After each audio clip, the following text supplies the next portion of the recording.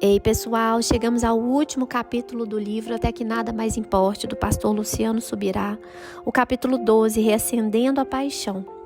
Prazer em Deus é a saúde de sua alma. Essa é a chave da adoração aceitável. Deus não está satisfeito, nem nós somos renovados por uma obediência repleta de tarefas, mas isenta de prazer. Richard Baxter. Em seu livro Um Coração Ardente, Acendendo o Amor por Deus, John Bevere, um dos grandes mestres bíblicos da atualidade, com livros traduzidos em mais de 100 idiomas, declara: os dias e tempos que vivemos hoje trazem com eles questões difíceis. Por que tantos na igreja não possuem essa paixão? Por que investimos milhões em mídia, edifícios, anúncios e inúmeras outras formas de propagarmos o Evangelho, enquanto tantos na igreja ainda lutam contra a luxúria e o desejo pelos prazeres desse mundo? Por que mais de 80% dos convertidos acabam voltando para um mundo de trevas?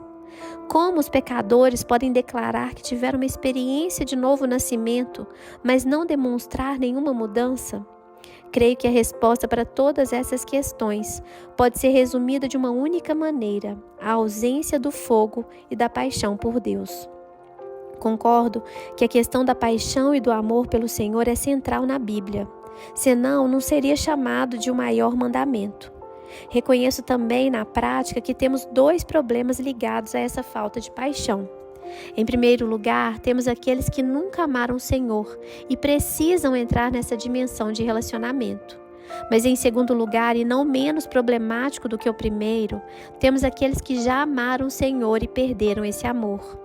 O que apresento nesse capítulo pode ajudar os que nunca amaram Cristo como deveriam, mas meu foco é principalmente, mas não exclusivamente, aqueles que abandonaram seu primeiro amor. Para tratar desse assunto, começaremos por uma declaração de Jesus, que, embora muito conhecida, acredito que ainda seja muito mal compreendida e até mesmo ignorada. Nas visões que o apóstolo João teve em seu exílio na ilha de Patmos, o Senhor lhe confiou algumas mensagens às igrejas da Ásia. Em Apocalipse, na carta endereçada à igreja de Éfeso, Jesus protestou com relação à decadência do amor que essa igreja estava apresentando naquele momento. Ele protestou pela perda do que classificou como o primeiro amor. Conheço as tuas obras, tanto o teu labor como a tua perseverança, e que não podes suportar homens maus, e que puseste à prova os que a si mesmos se declararam apóstolos e não são, e os achastes mentirosos. E tens perseverança e suportastes prova por causa do meu nome, e não te deixaste esmorecer.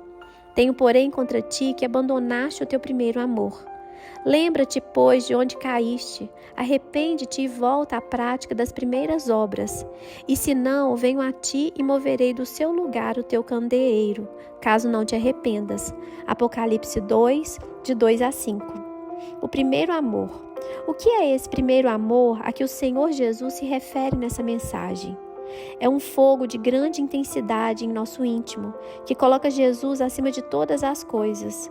Isso foi muito bem exemplificado em uma das parábolas de Cristo. O reino dos céus é semelhante a um tesouro oculto no campo, o qual certo homem, tendo-o achado, escondeu. E transbordante de alegria vai, vende tudo o que tem e compra aquele campo. Mateus 13:44. O Senhor está falando de alguém que, além de transbordar de alegria por ter encontrado o reino de Deus, ainda se dispõe a abrir mão de tudo o que tem para desfrutar do seu achado. Essas duas características são evidentes na vida de quem teve o encontro real com Jesus. Essa alegria inicial foi mencionada por Jesus na parábola do semeador. O problema é que alguns cristãos permitem que ela desapareça diante de algumas provações. O que foi semeado em solo rochoso, esse é o que ouve a palavra e a recebe logo, com alegria, mas não tem raiz em si mesmo, sendo antes de pouca duração. Em lhe chegando a angústia ou a perseguição por causa da palavra, logo se escandaliza. Mateus 13, 20 e 21. Outros cristãos, por sua vez, até mesmo diante das mais duras provações, ainda permanecem transbordantes dessa alegria. Isso nos mostra que o responsável pela perda da paixão não são as circunstâncias em si, pois enquanto o amor de uns chega a se esfriar, o de outros não sofre dano algum, mesmo diante das adversidades. A questão é a atitude que cada um tem diante das circunstâncias. Consideremos o comportamento dos apóstolos. Chamando os apóstolos, açoitaram-nos e, ordenando-lhes que não falassem em nome de Jesus, os soltaram. E eles se retiraram do sinédrio, regozijando-se por terem sido considerados dignos de sofrer afrontas por esse nome. Atos 5, versículos 40 e 41. O primeiro amor também pode ser visto como aquele nosso primeiro momento de relacionamento com Cristo, em que nos devotamos de todo o nosso ser a Ele. Abrimos mão de tudo por causa de Jesus. Citei há pouco a parábola do tesouro escondido no campo, mas só entenderemos o reino dos céus é também semelhante a um que negocia e procura boas pérolas, e tendo achado uma pérola de grande valor, vende tudo o que possui e a compra. Mateus 13, 45 e 46. O reino de Deus passa a ser prioridade absoluta. É quando amamos a Deus de todo o nosso coração, de toda a nossa alma, de todo o nosso entendimento e com todas as nossas forças. Esse primeiro amor nos leva a viver intensamente a fé. Foi assim desde o início da era cristã. Então, os que aceitaram a palavra foram batizados, havendo um acréscimo naquele dia de quase 3.000 pessoas, e perseveraram na doutrina dos apóstolos e na comunhão, no partir do pão e nas orações. Em cada alma havia temor, e muitos prodígios e sinais eram feitos por intermédio dos apóstolos. Todos os que creram estavam juntos e tinham tudo em comum. Vendiam as suas propriedades e bens, distribuindo o produto entre todos, à medida que alguém tinha necessidade. Diariamente perseveravam unânimes no templo, partiam pão de casa em casa e tomavam as suas refeições com alegria e singeleza de coração, louvando a Deus e contando com a simpatia de todo o povo. Enquanto isso, acrescentava-lhe o Senhor dia a dia os que iam sendo salvos. Atos 2, versículos 41 a 47. Os relatos de Atos nos revelam uma igreja viva, cheia de paixão e fervor. Da multidão dos que creram, eram um o coração e a alma. Ninguém considerava exclusivamente sua nenhuma das coisas que possuía. Tudo, porém, lhes era comum. Com grande poder, os apóstolos davam testemunho da ressurreição do Senhor Jesus, e em todos eles havia abundante graça, pois nenhum necessitado havia entre eles, porquanto os que possuíam terras ou casas, vendendo-as, traziam os valores correspondentes e depositavam aos pés dos apóstolos. Então, se distribuía a qualquer um à medida que alguém tinha necessidade. Atos 4, 32 a 35. Esse amor nos leva à prática de buscar intensamente o Senhor. Aliás, vale ressaltar que há um padrão de busca que Deus determinou para nós. É quando Ele se torna mais importante para nós do que qualquer outra pessoa ou coisa. Devemos chegar a um ponto tal nesse anseio por Ele que nada mais importe. É possível entrar nesse lugar de fascinação tão intensa pelo Senhor? Claro que sim. Vemos isso na Bíblia, a palavra inspirada de Deus. Observe essa declaração que o salmista faz ao Senhor. A quem tenho no céu senão a ti? E na terra nada mais desejo além de estar junto a ti. Salmo 73, 25. Esse fogo do amor também faz com que trabalhemos para Deus. Cristo relacionou esse amor com obras quando disse a Pedro que se ele o amasse, deveria apacentar o seu rebanho. João 21, 15 a 17. O apóstolo Paulo falou que o amor de Cristo, ou o entendimento da profundidade desse amor, nos constrange a não mais vivermos para nós, e sim para Ele. Pois o amor de Cristo nos constrange, julgando nós isto. Um morreu por todos, logo todos morreram. E Ele morreu por todos para que os que vivem não vivam mais para si mesmos, mas para aquele que por eles morreu e ressuscitou. 2 Coríntios 5, 14 e 15. Foi esse constrangimento de amor que fez com que o apóstolo Paulo trabalhasse mais do que os demais apóstolos. Mas pela graça de Deus sou o que sou, e a sua graça que me foi concedida não se tornou vã. Antes, trabalhei muito mais do que todos eles. Todavia, não eu, mas a graça de Deus comigo. 1 Coríntios 15, 10. Isso também deveria ser assim conosco. O primeiro amor é uma profunda resposta ao entendimento do amor de Cristo, o que nos leva a buscar e a servir ao Senhor com intensidade e paixão. Definindo a perda do primeiro amor. Às vezes, a melhor forma de compreender o que alguma coisa é, começa pela definição do que ela não é.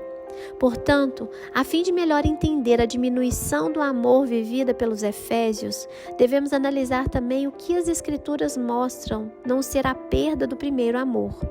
Alguns acham que se o primeiro amor nos leva ao trabalho, então em contrapartida a perda do primeiro amor poderia ser definida como uma diminuição da produtividade. Porém, de acordo com a mensagem de Jesus na carta à igreja de Éfeso, a perda do primeiro amor não é apenas uma questão de relaxarmos no trabalho de Deus, uma vez que o Senhor lhes disse: "Conheço as tuas obras, tanto o teu labor como a tua perseverança." Apocalipse 2:2. A palavra grega traduzida por labor é kopos, que de acordo com o Léxico de Strong significa intenso trabalho unido a aborrecimento e fadiga. Esse tipo de labor, seguido de perseverança por parte dos Efésios, não nos permite concluir que eles tenham demonstrado alguma queda de produtividade no serviço ao Senhor. Perder a paixão pelo Senhor também não é enfrentar uma crise de desânimo ou simplesmente desejar desistir, uma vez que nessa mensagem profética, o Senhor Jesus elogia a persistência desses cristãos de Éfeso. "E tens perseverança, e suportaste provas por causa do meu nome, e não te deixaste esmorecer." Apocalipse 2:3. A perda do primeiro amor também não pode ser vista como sendo um momento de crise no trabalho ou na dedicação, uma vez que é algo que Deus tem contra nós. "Tenho, porém, contra ti que abandonaste o teu primeiro amor. Lembra-te, pois, de onde caíste, arrepende-te e volta à prática das primeiras obras. E se não, venho a ti e moverei do seu lugar o teu candeeiro, caso não te arrependas." Apocalipse 2:4 e 5. Portanto, a perda do primeiro amor é uma queda, é chamada de pecado e necessita de arrependimento. Recordo-me de uma ocasião em que alguém me pediu oração e, como de costume, indaguei pelo que tal pessoa gostaria que eu orasse. Ela disse que estava em crise. Curioso, indaguei que crise era. "Gosto de saber pelo que vou orar." A pessoa prontamente me respondeu: "É que eu perdi meu primeiro amor." Retruquei na hora: "Então você não está em crise, está em pecado." Recebi imediatamente um olhar de reprovação, que indicava um possível exagero da minha parte. Então tive de demonstrar pelas Escrituras que Jesus classificou a perda da paixão inicial como sendo uma queda, que também é chamada de pecado e que necessita de arrependimento. Há muitos crentes que continuam se dedicando ao trabalho do Senhor, mas perderam a paixão. Fazem o que fazem por hábito, por rotina, por medo, pelo galardão, por quaisquer outros motivos, os quais, acompanhados daquele primeiro amor intenso, fariam sentido, mas sozinhos não. A queixa que o Senhor faz é a de que esses crentes haviam abandonado o primeiro amor. A palavra grega, aphiemi, traduzida por abandonar nesse texto bíblico, tem um significado bem abrangente. O Léxico de Strong define essa palavra da seguinte maneira: enviar para outro lugar, mandar ir embora ou partir. De um marido que divorcia sua esposa. Enviar, deixar, expelir, deixar ir, abandonar, não interferir, negligenciar, deixar ir, deixar de lado uma dívida, desistir, não guardar mais, partir, deixar alguém a fim de ir para outro lugar, desertar sem razão, partir deixando algo para trás, deixar destituído. Essas expressões refletem não uma perda que possa ser denominada como sendo meramente acidental, mas um ato voluntário de abandono, de descaso. O Senhor Jesus tampouco está exortando essa igreja por não o amar mais. Não se tratava de uma simples ausência completa de amor, pois ainda havia amor. No entanto, o amor deles havia perdido a sua intensidade e não era mais o amor de que ele esperava encontrar neles. Por que perdemos o amor? O primeiro amor é como um fogo. Se colocamos lenha, ele fica mais inflamado. Contudo, se jogamos água, ele se apaga. Falhamos tanto por não alimentar o fogo, como por permitir que outras coisas o apaguem. Muitas coisas contribuem para que o nosso amor pelo Senhor perca sua intensidade. No entanto, há 4 coisas especificamente que eu gostaria de enfatizar aqui. Se quisermos nos prevenir e evitar essa perda, ou se quisermos uma restauração depois que perdemos esse amor, precisaremos entender esses aspectos e a maneira como eles nos afetam. Primeiro, o convívio com o pecado. Segundo, a falta de profundidade. Terceiro, a falta de tratamento. Quarto, as distrações. Primeiro, o convívio com o pecado. O primeiro fator de esfriamento do nosso amor para com o Senhor é o convívio com o pecado. E por se multiplicar a iniquidade, o amor de muitos se esfriará. Mateus 24:12. Ao falar do convívio com o pecado, em vez do pecado em si, pretendo estabelecer uma diferença importantíssima. É óbvio que quem vive no pecado está distante de Deus. Embora a ausência do primeiro amor seja chamada de pecado, esse pecado não é necessariamente ocasionado por algum outro pecado na vida de quem sofreu essa perda. Muitas vezes essa frieza pode ser gerada pelo convívio com o pecado dos outros. Creio que em Mateus 24:12, Jesus está se referindo aos pecados da sociedade em que vivemos. Em razão da multiplicação do pecado à nossa volta e não necessariamente em nossa vida, passamos a conviver com algumas coisas que, ainda que não as pratiquemos, as toleramos. Precisamos ter o cuidado de não nos acostumar com o pecado à nossa volta. Muitas vezes, o enredo dos filmes que nos proporcionam entretenimento faz com que nos acostumemos com alguns valores contrários ao que pregamos. Acabamos aceitando com naturalidade a violência, a imoralidade e muitos outros valores mundanos. Mesmo que não venhamos a ceder a esses pecados, se não mantivermos um coração que aborreça o mal, ficaremos acostumados com esses valores errados a ponto de permitir que o nosso amor se esfrie. Quando o Novo Testamento fala de Ló, sobrinho de Abraão, destaca uma característica que não é vista com clareza no Antigo Testamento. Trata-se do testemunho de que ele se afligia com as iniquidades das pessoas à sua volta.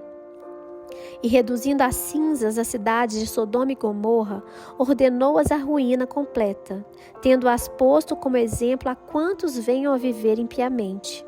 E livrou o justo Ló, afligido pelo procedimento libertino daqueles insubordinados, porque esse justo, pelo que via e ouvia quando habitava entre eles, atormentava sua alma cada dia por causa das obras iníquas daqueles. Porque o Senhor sabe livrar da provação os piedosos e reservar sob castigos os injustos para o dia de juízo. 2 Pedro 2, versículos 6-9. Penso ser essa a razão pela qual o Senhor Jesus fala com o anjo da igreja de Éfeso sobre odiar aquilo que ele também odeia. Apocalipse 2:6. Não podemos apenas evitar o que nos foi proibido. Devemos entender o que é não se agradar daquilo que desagrada a nosso Senhor. Foi exatamente isso que Salomão, pelo Espírito de Deus, enfatizou quando falava sobre o temor do Senhor. O temor do Senhor consiste em aborrecer o mal. A soberba, a arrogância, o mau caminho e a boca perversa, eu os aborreço. Provérbios 8:13. Segundo, a falta de profundidade. O segundo fator que contribui para o esfriamento do nosso amor pelo Senhor é a nossa falta de profundidade na vida cristã. Há muitas pessoas que vivem o seu relacionamento com Cristo de forma superficial. Na parábola do semeador, Jesus falou sobre a semente que caiu em solo pedregoso. O resultado é uma planta que brota depressa, mas não desenvolve a profundidade. E a razão disso é apresentada quando Cristo explica que a raiz não consegue penetrar profundamente no solo que não tem muita terra, tornando-se assim superficial. O risco que essa planta corre, pelo fato de ter se desenvolvido apenas na superfície, é que, saindo o sol, figura do calor das provações, ela pode morrer rapidamente. A que caiu sobre a pedra são os que, ouvindo a palavra, a recebem com alegria. Estes não têm raiz, creem apenas por algum tempo e na hora da provação se desviam. Lucas 8:13. Um dos segredos de não nos afastarmos do Senhor, nem perdermos a alegria inicial, é o desenvolvimento da profundidade em nossa vida espiritual. Muitos cristãos vivem somente dos cultos semanais.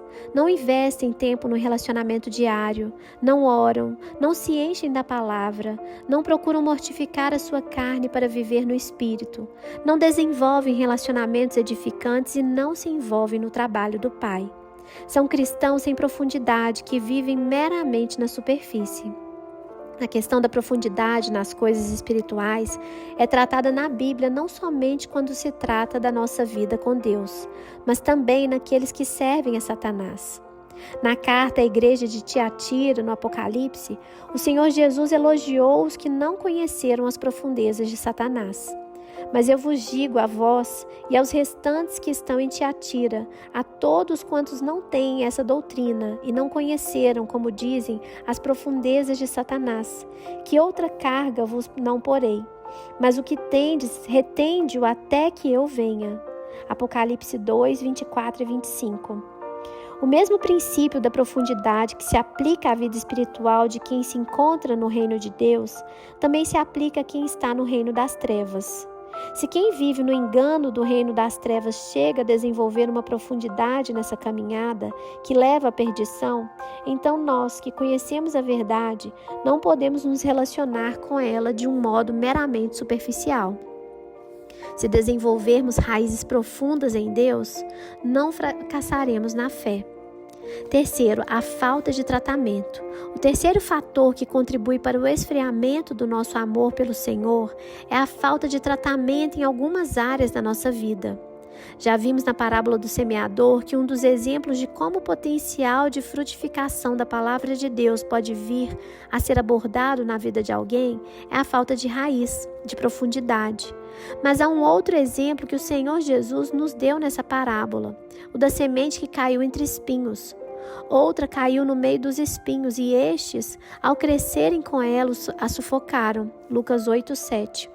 Os espinhos não pareciam ser tão comprometedores porque eram pequenos, e justamente por não parecerem perigosos, não foram arrancados. Porém, eles cresceram depois e sufocaram a semente da palavra, abortando assim o propósito divino de frutificação. A que caiu entre espinhos são os que ouviram e no decorrer dos dias foram sufocados com os cuidados, riquezas e deleites da vida. Os seus frutos não chegam a amadurecer. Lucas 8, 14. As áreas que não são tratadas em nossa vida talvez não pareçam tão nocivas hoje, mas serão justamente as que poderão nos sufocar na fé e no amor ao Senhor posteriormente. A queda espiritual nunca é um ato instantâneo ou imediato. É um processo que envolve repetidas negligências da nossa parte. E são essas mesmas inocentes negligências que nos vencerão depois. Por isso, devemos dar mais atenção às áreas que precisam ser trabalhadas em nossa vida. Quarto, as distrações. Como já tratei das questões das distrações anteriormente no início do livro, não retornarei a esse assunto agora, mas vale destacar que é uma das áreas em que precisamos de vigilância, pois pode comprometer nossa paixão por Jesus. Esse é um caminho de proteção do nosso amor pelo Senhor. O nosso cuidado nessas 4 áreas é útil para prevenirmos e evitar a perda ou depreciação do nosso primeiro amor.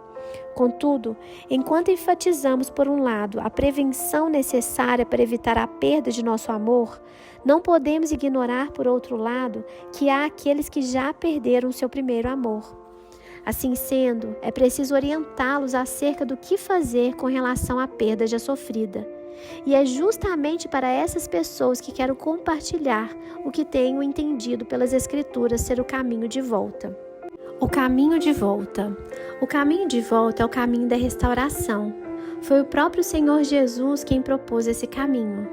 Lembra-te, pois, de onde caíste, arrepende-te e volta à prática das primeiras obras. E se não, venho a ti e moverei do seu lugar o candeeiro, caso não te arrependas. Apocalipse 2, 5. Cristo mencionou no versículo acima 3 passos práticos que devemos dar a fim de voltar ao primeiro amor. Primeiro, lembrança, lembra-te. Segundo, arrependimento, arrepende-te. Terceiro, recomeço, volta à prática das primeiras obras. Lembrança. O primeiro passo é um ato de recordação, de lembrança do tempo anterior à perda do primeiro amor. Não há melhor maneira de retomá-lo do que esta: relembrar os primeiros momentos da nossa fé, da nossa experiência com Deus. O profeta Jeremias declarou: "Quero trazer à memória o que pode me dar esperança." Lamentações 3:21. Algumas lembranças têm o poder de produzir em nós um caminho de restauração. Muitas vezes não nos damos conta do que temos perdido. Uma boa forma de dimensionar as nossas perdas é contrastar o que estamos vivendo hoje com o que já experimentamos anteriormente em Deus. Recordo-me de uma ocasião em que fui visitar os meus pais e entrei no quarto que, quando solteiro, eu compartilhava com os meus irmãos. O simples fato de eu entrar naquele ambiente trouxe à minha memória inúmeras lembranças. Revivi em minha mente os momentos de oração e intimidade com Deus que eu havia passado lá. Recordei emocionado as horas que diariamente eu passava ali, trancada em oração. Sem que ninguém me falasse nada, percebi que a minha vida de oração já não era como antes. Aquelas lembranças ocasionaram na época uma retomada da minha dedicação à oração. E até mesmo hoje, ao recordar aqueles momentos da poderosa visitação de Deus que eu vivi naquele quarto, sinto-me motivado a resgatar o que deixei de lado.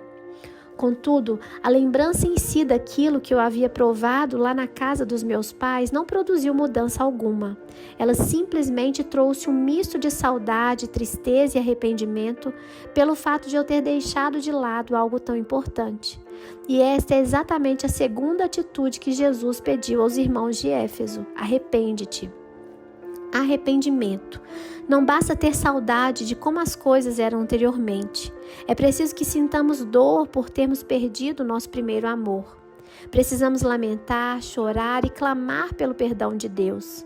É imperativo reconhecer que a perda do primeiro amor é mais do que um desânimo ou qualquer outra crise emocional. É um pecado de falta de amor, de desinteresse para com Deus. À semelhança dos profetas do Antigo Testamento, Tiago definiu como devemos nos posicionar em arrependimento diante do Senhor. Deve haver choro, lamento e humilhação. Chegai-vos a Deus e Ele se chegará a vós outros.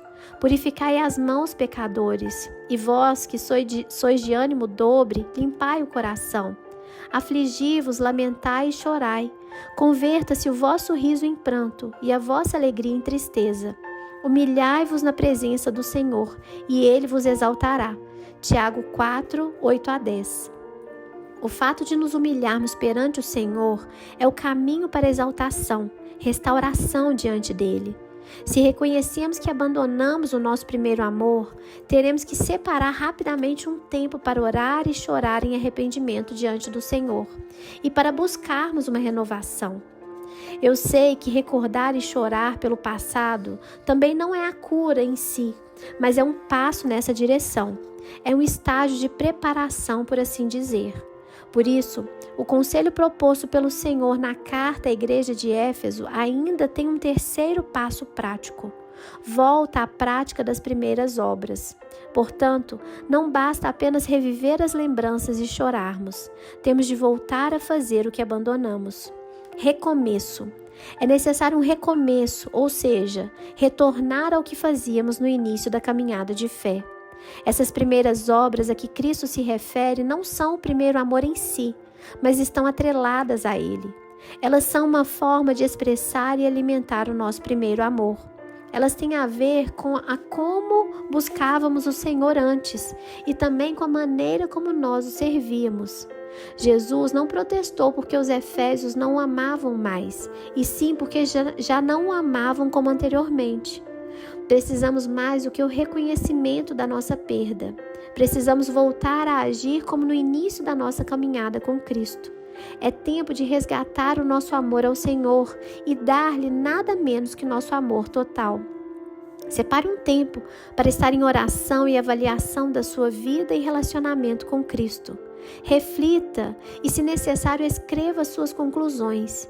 E se houver o menor sinal de deterioração em seu amor para com o Senhor, inicie imediatamente o caminho de volta.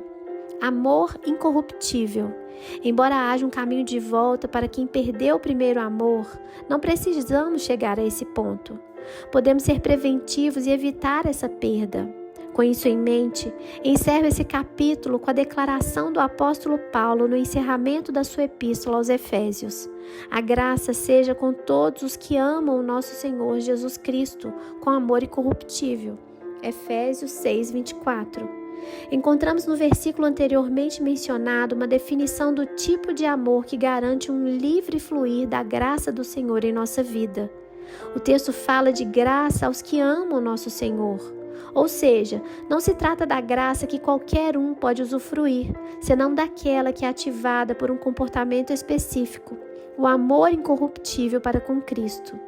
Algumas versões bíblicas empregam um termo diferente na tradução desse texto e usam a expressão amor sincero ou ainda amor perene. A tradução brasileira, a Nova Versão Internacional e a versão revisada de Almeida optaram pelo termo incorruptível. O dicionário Vine nos mostra que a palavra grega empregada nesse texto pelo apóstolo Paulo, que se encontra nos manuscritos originais, significa incorrupção.